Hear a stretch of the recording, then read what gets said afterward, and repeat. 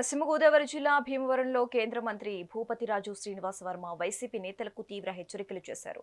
తిరుపతి లడ్డూ అంశంపై తాను మాట్లాడితే తణుకులో గోమాత రక్షణ గురించి మాజీ ఎమ్మెల్యే కారుమూరి విమర్శలు చేయటంపై ఆయన మండిపడ్డారు. నేను పిచ్చి పిచ్చిగా మాట్లాడను, పనికిరాని అరుపులు నా దగ్గర ఉండవు.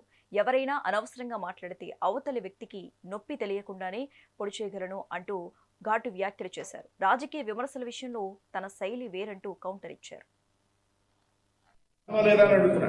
అంటే గోమాతను రక్షించడం ఆర్ఎస్ఎస్ కార్యకర్త బీజేపీ కార్యకర్త పనేనా అంటాను. ఆయన చెప్పండి దయచేసి. ఆయన 2 సార్లు ఒకసారి అక్కడ ఎమ్మెల్యే చేశారు, 2 సార్లు ఒకసారి రైట్ నా దృష్టికి విషయం తీసుకొచ్చారు. నేను ఆ విషయం మీద దృష్టి కేంద్రీకరిస్తాను. ఒప్పైన సూచన వచ్చింది కాబట్టి అందులో వాస్తవాలు తెలుసుకుంటాను.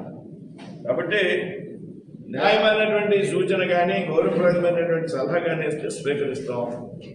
తప్పనిసరిగా ఏదైతే విషయం నా దృష్టికి వచ్చిందో దాని మీద పరిశీలన చేయాలి.